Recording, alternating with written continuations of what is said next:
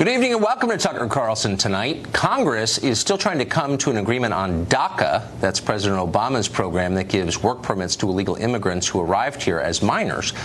The tone of the debate over this has changed quite a bit in the last few days, thanks wholly to President Trump's now famous comments suggesting that some countries are not as appealing as other countries and may, in fact, not produce equally desirable immigrants. Well, America's elites have recoiled in shock and horror and rage. How dare he say something like that? And so from Hollywood to Silicon Valley to MSNBC, a new consensus has formed, which, of course, the rest of us are now required to believe. So get a pen. It's this. Every other country is great, especially the poor and disorganized ones, and the immigrants those countries send here are uniformly more impressive than you are, every single one of them. They fight more wars, they pay more taxes, they start more companies than your kids ever will. So shut up with your doubts or inconvenient questions, otherwise we will fire you. So that's what our moral betters on cable news are telling us vehemently. The question is, do they really believe that? Do they really think that all standards are arbitrary and racist and that everyone from everywhere is exactly the same level of awesome? Well, for an answer, ignore what they say. Take instead a close look at how they live. Do our elites send their own children to colleges with universal admittance policies where everybody gets in? Of course they don't. Their kids go to Harvard and Stanford and Yale. Those are the most respected universities in the world precisely because they're the most selective ones. Harvard's acceptance rate is just a hair above 5%. They brag about how many high school valedictorians they reject. Now, Harvard has countless professors who support open borders and fret about white privilege. Yet how many admissions officers do they have who will admit poorly educated Haitians who can't speak English? Let's see. None. Not a single one. Harvard is famous and admired because it's selective. In other words, because it discriminates on the basis of achievement and ability. If Harvard chose its students the way America chooses its immigrants, our elites wouldn't send their kids there. The cachet would be gone, along with the quality. The same, of course, goes for corporate America. Does Facebook hire by a diversity lottery? Come on. Would Google apply temporary protected status to its own workforce, hiring and keeping thousands of people with no relevant skills simply because they're from impoverished backgrounds? Another dumb question. The people who run Google and Facebook care about their companies, in the same way the people who run Harvard care about their school. The one thing none of them care about is America, which is why they're demanding standards for our country they would never apply to themselves. It is sickening and hypocritical, and we've had enough of it. Going forward, we're going to push this country's elites to live by the standards they espouse. If America must give citizenship to 11 million undocumented immigrants, Harvard ought to give free tuition to 1,100 undocumented students. If it's okay to sneak into your city illegally and use the public services, why is it wrong to live in a dorm at Princeton without being enrolled? Jeff Bezos thinks it's immoral to send dreamers back to their own countries. Okay, why shouldn't Bezos give a few thousand of them high-paying corporate jobs at Amazon? Well, of course he should, immediately. The truth is, our ruling class supports our current immigration policy because for them, it's all upside.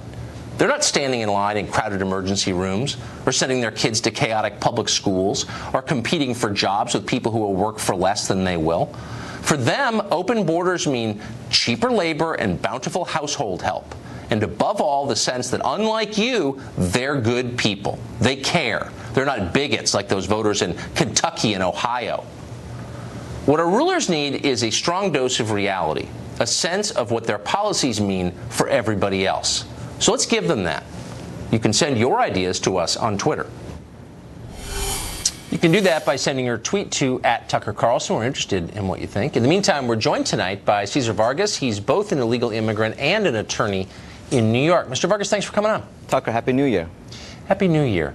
So it's a pretty simple calculation. Why not treat America like you really cared about it? Our policymakers treat it with maybe half the care that Harvard treats its school with and say, we're going to try and figure out which immigrants are going to be the most successful. It's not about race.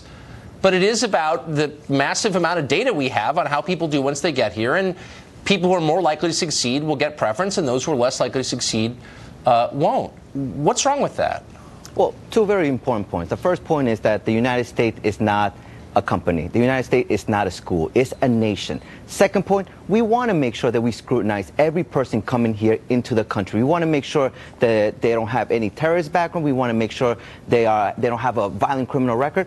No one disputes that. But let's get this point very important, that the United Nations was created mainly in the Declaration of Independence because the king restricted immigration, because the King of England said, states, colonies, you can no longer bring people from other countries. And what happened?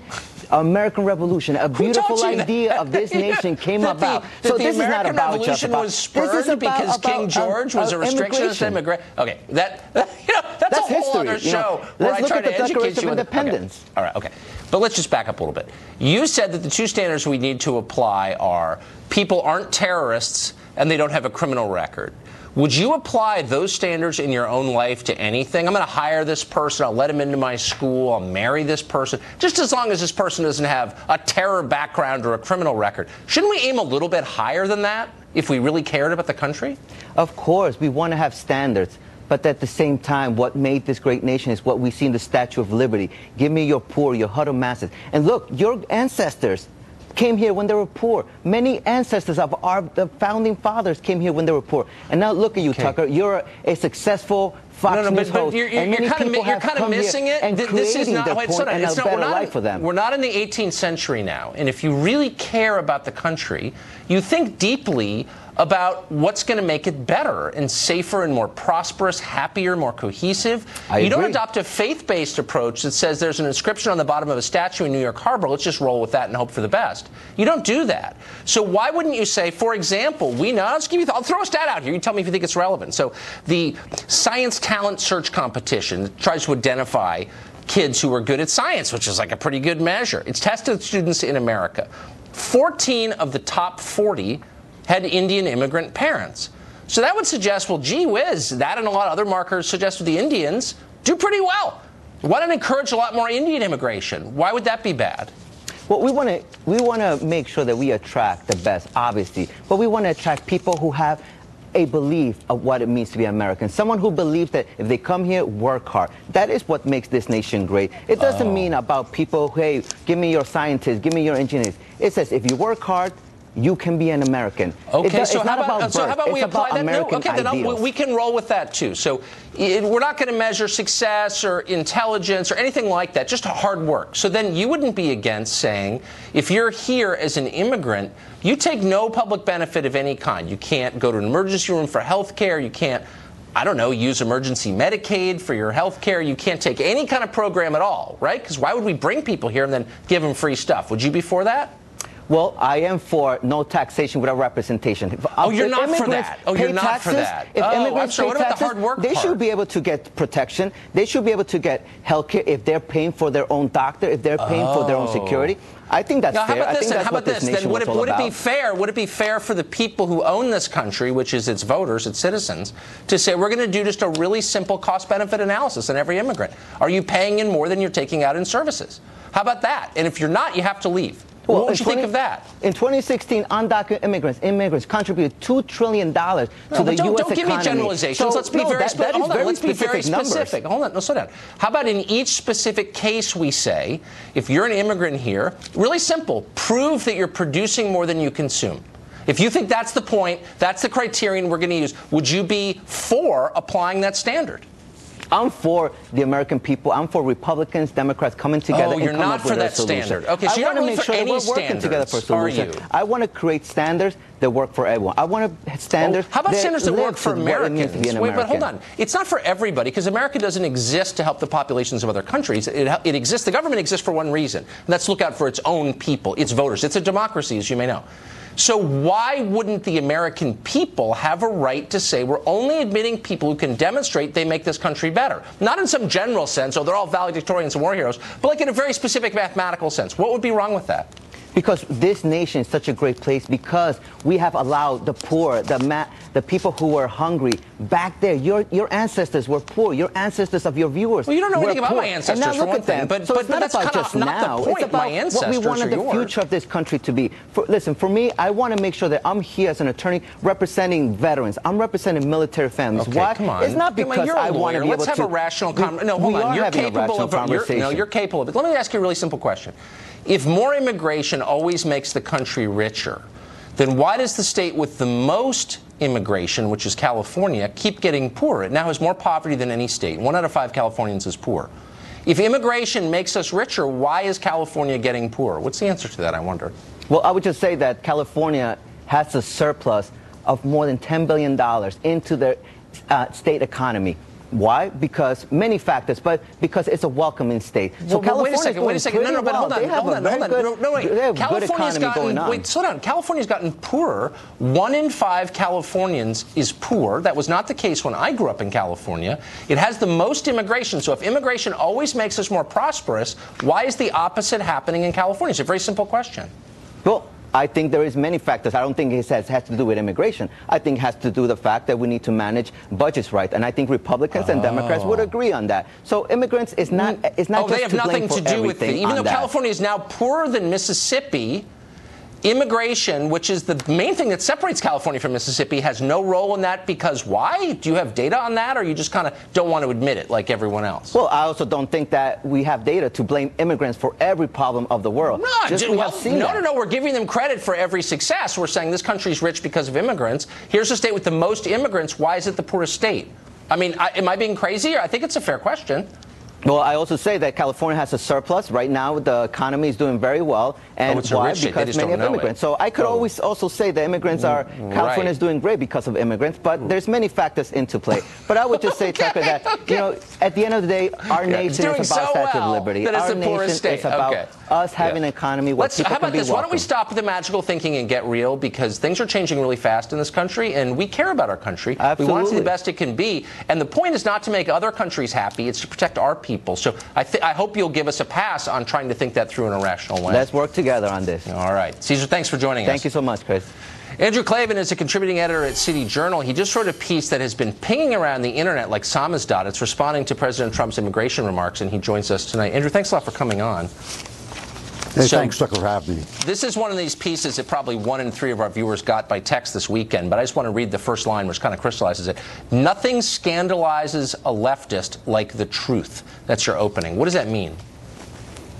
Well, the left has been tremendously successful in making the statement of simple facts seem rude and evil and unkind. So if you come forward and you say, well, men and women are different and have different desires and different career paths, if you say that African Americans commit a disproportionate amount of violent crimes, if you say that Muslims commit a disproportionate amount of terrorism, suddenly they rear back and they start to call you a bigot. They start to say you're racist or sexist or Islamophobic or whatever, until the statement of simple data, things that are just factually true, become unexpressible. You're not allowed to say them. And I don't think conservatives fully appreciate the power of that kind of mental slavery. Conservatives are not very good with culture, and we don't understand the way it wraps itself around your mind and keeps you from saying the things that you're thinking.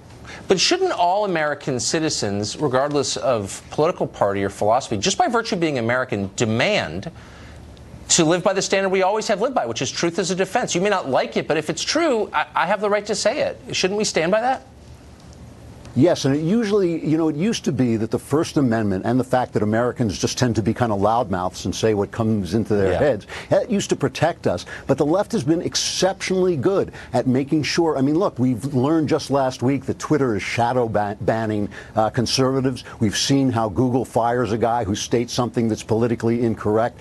We've seen Prager University videos banned on YouTube. We know that there is this massive, and when conservative speakers go to universities, they are met by violent resistance, even if they're very intelligent people like Ben Shapiro or Charles Murray. They're met with violent resistance. The left is very intent on silencing right-wing opinion, and it's very powerful. I mean, you look over what's happening in Europe, where their immigration policies since the war have virtually destroyed their culture. People who come out there and say, well, you know, maybe Islam doesn't fit in England, maybe it doesn't fit in some of the Scandinavian countries, are destroyed. They're made into pariahs. As a result, we saw how in Rotherham in England, at a conservative estimate, 1,400 little girls were raped by Pakistani Muslims because the police themselves didn't want to come out and call them out and say they were afraid of being called racist. So they allowed this atrocity to continue. One of the things that I see when I look at Donald Trump, I'm a very polite guy, and I'm a guy who doesn't like to offend people, just like most of us. One of the things I see that actually works for Donald Trump is his rudeness and his boorishness actually have shattered this prison of political correctness that the left has managed to construct. And I think that's the reason that every word that comes out of his mouth and every tweet that he sends out is such a scandal. I mean, if you turn on CNN over the weekend after his remarks about Haiti and African countries, every one of their anchormen was crying, you know, their little trembly lips and the misty eyes, because it was so intolerable to them that Donald Trump was not restrained by their definition of what's cruel and their definition of what's impolite. This is a network where Anderson Cooper called ordinary right-wing Americans, he called them teabaggers. And now when Haiti is insulted, suddenly Anderson, his lip is trembling and his eyes are all misty. It's a form of bullying. It's simply a form of social bullying. And I'm grateful for Donald Trump for shattering that, even when he does it in ways that I find kind of appalling. Yeah, I agree completely. Societies that hate themselves this much tend to collapse, and so I'm glad you're fighting against that tendency. Thank you, Andrew. Thanks a lot. That was really a great piece. A pleasure. Thanks. Driverless cars could be dominating roadways in your city sooner than you think. What are the implications, not just for driving, but for American workers or the people who immigrate here and need those jobs? There is a connection between technology and immigration, and we'll get to it next. Stay tuned.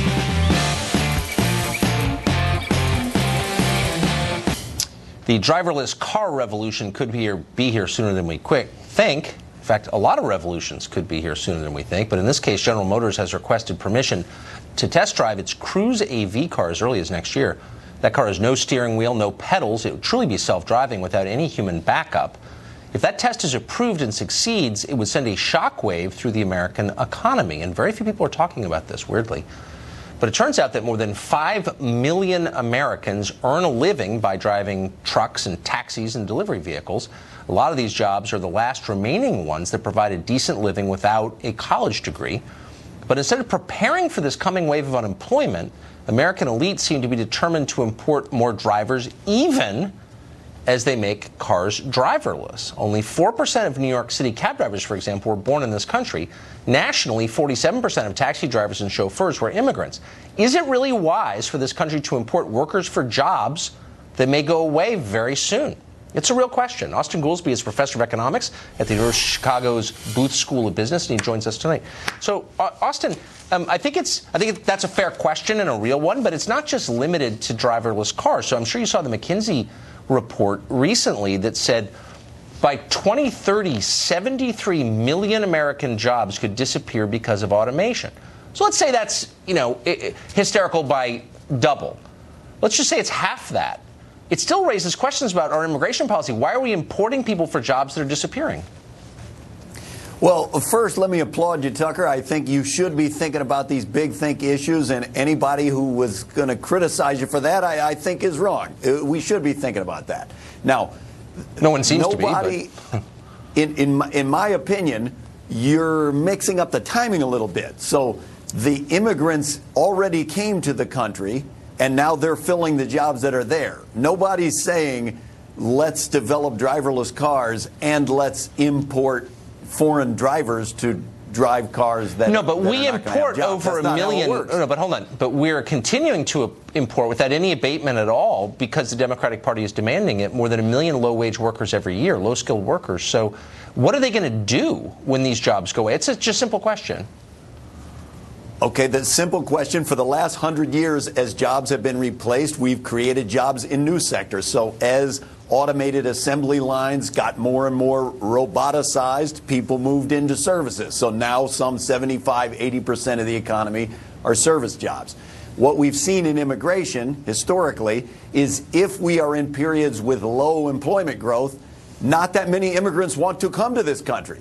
And that's actually a problem hold on, for the Austin, what you're leaving out, as an economist, I think you would know this, that at earlier periods where we had these immigration levels, there's only been one. The social safety net was a fraction of what it is today. You couldn't realistically come to this country in 1913 and expect that your basic needs would be taken care of by the state. It's very different now. It's absolutely not true that there has only ever been one automation or replacement of technology. That's been an ongoing process for 140 years. People will look, even if, and this is actually happening, even if people are coming here and not finding work, they will still live better than they did in Burkina Faso. So why wouldn't they continue to come? It's very obvious, and I don't understand why that's not part of the calculation. Tucker, we're not fighting about illegal immigration. I'm talking about legal immigration. Yeah. I'm talking about legal immigration. And if you look at the immigration that comes to this country, if we do not allow immigration, the native-born population in the United States demographics look just like Japan and China and Western Europe, and we will not have money for Social Security or Medicare. Oh, we won't. Okay, we won't. Not allow some entry of the workforce. First of all, and unfortunately, we don't have time to unpack this. I don't accept that stipulation. But let me ask you this: knowing what we do about the evolution of the American economy becoming more tech-focused. Why aren't we just importing people who have a higher likelihood of succeeding in that sector? We're not doing that. Our immigration policy is based on lettuce picking. Why would we do that in a high-tech world? Well, it's not only based on lettuce picking. Well, it heavily is, actually. It's a perfectly fair point to say, should we have more skilled immigrants? The danger of that, of course, is you would block, say, Doris Salk, who came to this country with no education. She had a child, Jonas Salk, who cured polio. And if spare me. Applied a strict criteria so let me just get fact-based for you. Okay, so look, I'm for immigration. Lots of immigrants start companies, as you know. So here's a list of the immigrants who founded billion-dollar startups in recent years. Number one country, India. Then Canada. Then the United Kingdom. Then Israel, Germany, China, France, Ireland, Armenia, Azerbaijan. None of these countries are in the top 5 for immigrants to the United States. No one's from Haiti, no one's from El Salvador, Honduras, Mexico. There's a massive disconnect between the immigrants who are succeeding in our growing sector and the ones we're importing. What is that? Well, yes and no. You're singling out just Mexico, Central America. The president, as you know, singled out Africa. It's completely not true. There are a large number of entrepreneurs coming here from Africa, educated people. If you look at China and India, the Republican Party has explicitly tried to reduce the amount of immigration. But hold on, wait a second. China. If that's true, then why is Google, the most powerful company in the world, by its own numbers, only employing in its tech side 1% black employees? 1%. I don't understand. I don't understand. Like, either Google is racist, black employees are. No, I'm serious. Google's the most powerful company. What are you saying? I don't. You're saying that a lot of the immigrants from Africa are going into high tech. Then why isn't that reflected? Done very well. Just look at the census. Then why are Google's tech employees, the most powerful tech company in the world, why are they 1% black? What's the answer? Okay. One is, what are the share of immigrants? What are they doing? You're saying what share of Google came from Africa? That's what you're asking? The answer is we have very little immigration from Africa, so there are not going to be not true, a lot actually. of African engineers at Google. That's not true. We have an awful lot of immigration from Africa. That is, you maybe haven't been keeping current on this, and I'm not against African immigrants. I'm just saying, why can't we be thoughtful in how we admit people? That's perfectly valid. As I started, but it's not happening because your party only cares about we have votes. More skill-based immigration. Tucker, I have no problem. Let's have a rational discussion about that. What the president has proposed, as you know, is limiting immigration of all forms, dramatically reducing the number of high-skill visas. Well, you know who supports less immigration? Reducing the number of it's legal the public who own this country. But whatever. Austin Goolsbee, thank you for joining us. Appreciate it. Thanks for having me, Tucker. As the Me Too movement claims more victims, more women are warning that the whole thing is going too far. One of those women joins us next with her view of it. Stay tuned.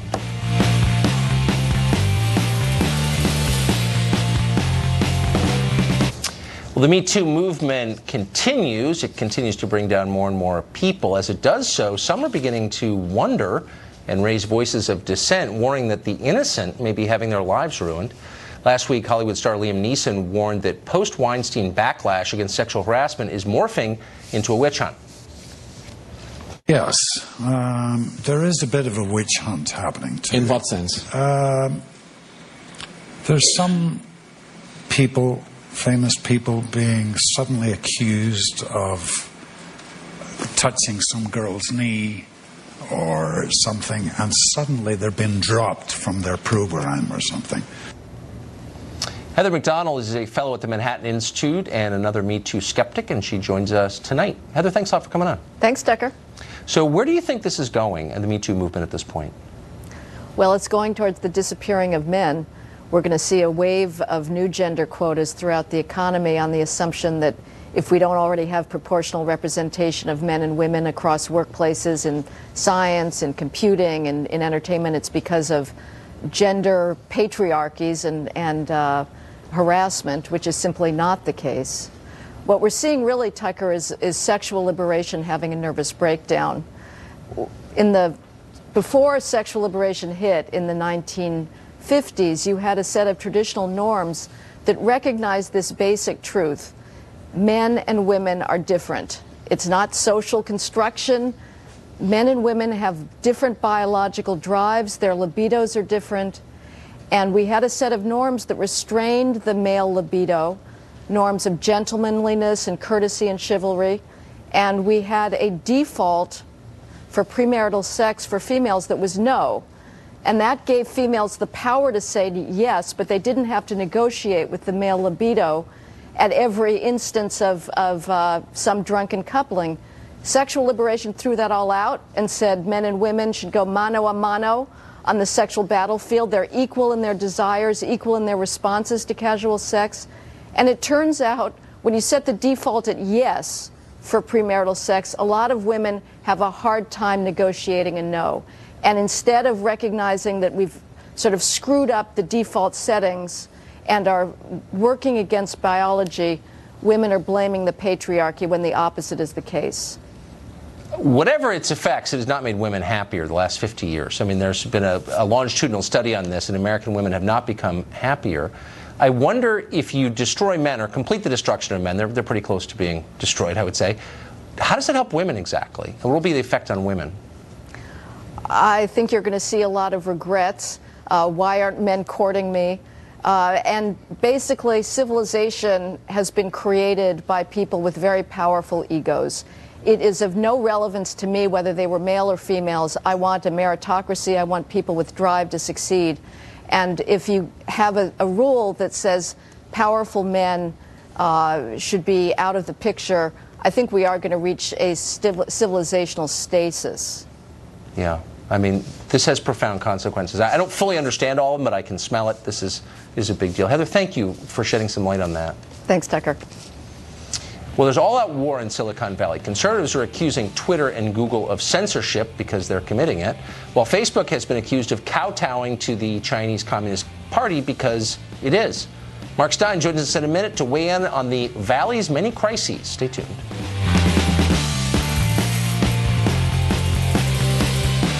Well, the long-simmering conflict between conservatives and Silicon Valley is increasingly lurching into an all-out war.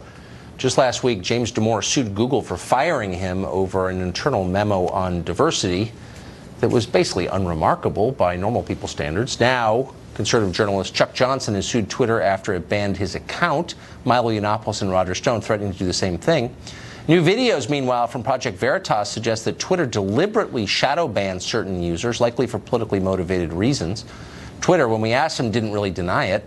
Author and columnist Mark Stein joins us tonight to assess the wreckage of Silicon Valley. And we learn, Mark, that a lot of these companies suck up to the repressive authoritarian government of China and squelch speech for the sake of increasing their profit margins. Is there any moral authority left in Silicon Valley?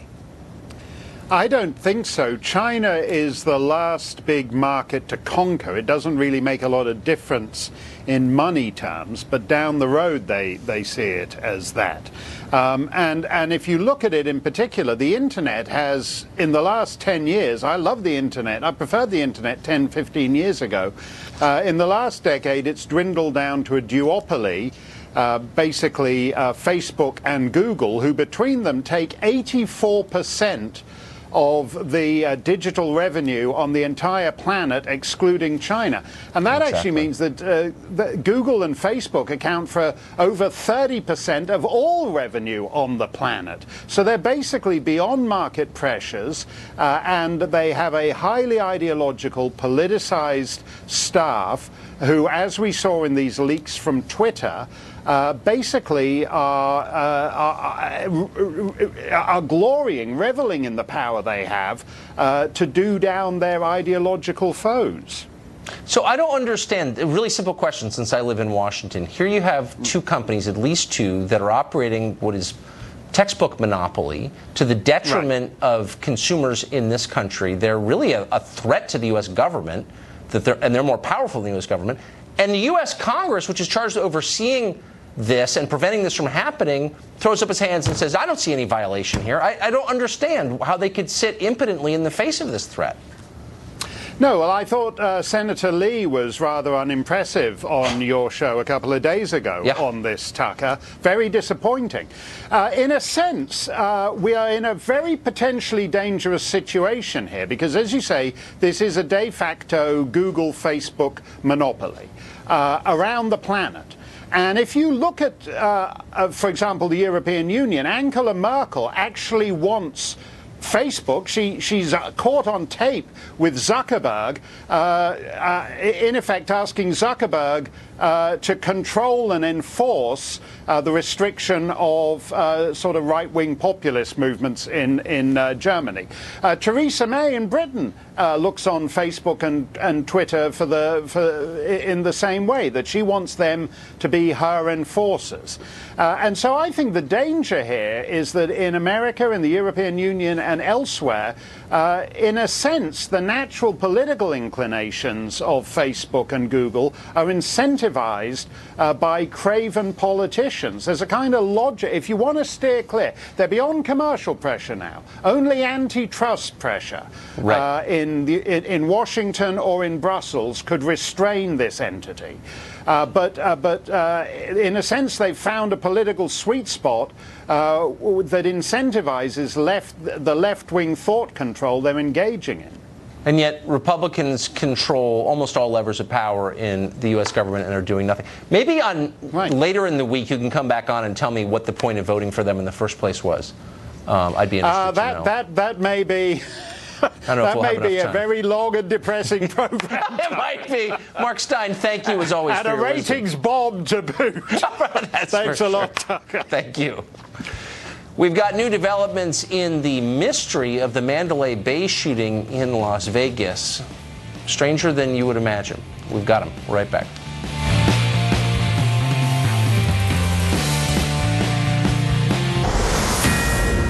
This is a Fox News alert. There's a ton of new information coming out in the Las Vegas shooting investigation, the months-long one. Charlie Min is a documentary filmmaker who's investigating the case. He joins us. But we'll start with former Secret Service agent Dan Bongino, who was talking to his sources tonight. Dan, what have you learned? You know, Tucker, there's two big outstanding questions right now, right? The first is obviously motive. Why does a guy like this engage in one of the largest mass murders in American history? And although the motive is still unclear, and I can't absolutely confirm anything, I believe that there's a high probability in the end you're going to see something that looks like some form of radicalization. Now, what that radicalization was, it's always associated with, of course, Islamic terror, given the threat environment. That may not be it. It may be some kind of political motivation as well. But motive is obviously outstanding. And one more quick point on this, Tucker. I don't think the target selection here was random. The fact that it was a country music concert, the fact that it was Las Vegas, I don't think this was random, and I think may, in fact, when this all comes out in the wash, be a factor in this. One other quick thing on this, the second point. Was he alone? Now, it's pretty obvious he was the lone gunman in this case, based on all the evidence we have. But that's not what I'm asking. Was he alone, or did he have some kind of support structure in place? Again, I think when a lot of this gets fleshed out and we see the reports start to become public, I have a really hard time believing that it's going to indicate that he was the only person involved in this. There has to have been some level of the logistical support or operational support somewhere in this. Well, one indication of that, Charlie, are these email accounts that Paddock apparently maintained that we learned about a couple of days ago, from which he sent emails from one to the other, basically addressed to another person. That person's not named, but he was clearly writing to someone else. They were not just notes to himself. What do you make of that? This is very bizarre, Tucker, and it's really been bizarre since day one. My understanding after deep research is that he was emailing himself, which kind of adds to the whole mystery of this whole thing. And, of course, the new development is Mary Lou Danley admitted to investigators that her prints will be on the ammo. So I think she's in big trouble right now. And this kind of is an instant replay to the Pulse nightclub tragedy, where the significant other on that case will be going to trial in Orlando March 1st. Very interesting to see what's going to happen with Mary Lou Danley, the girlfriend of Mr. Paddock. So to the two questions that Dan asked, which are obviously key questions, I would add a third, which is, did federal or state authorities have any knowledge at all of Paddock? Had they had contact with him in any way? Were they aware of him before the shooting? Do we know anything about that? Not to my knowledge, no. The FBI has said that they now know that there was a lot of ammo in the residence of the shooter, which to me is not very revealing and not shocking news to anybody. Right. No, and especially not in this case. So, Dan, do we have any, and I don't want you to speculate or get over your skis at all because it's too important and we don't want to muddy it with things we don't know for certain.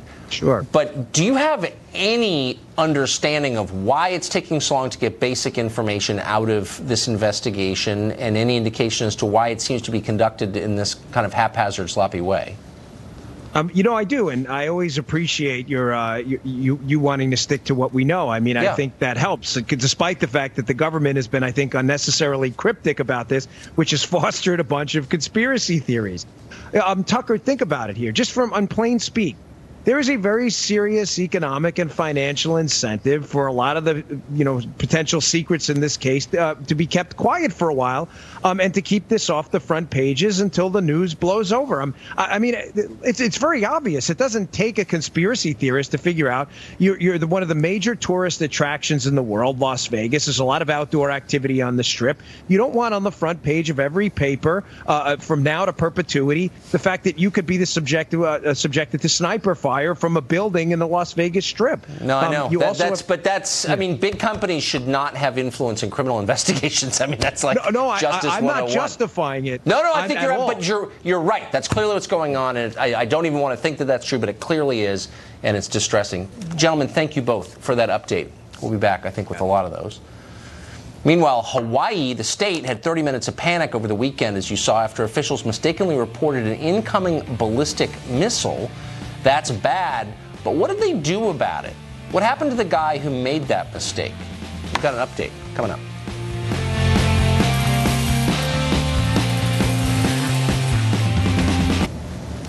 Well, the state of Hawaii suffered a brief, terrifying panic over the weekend when the island's emergency distress system mistakenly warned people that a ballistic missile, presumably from Asia, was inbound.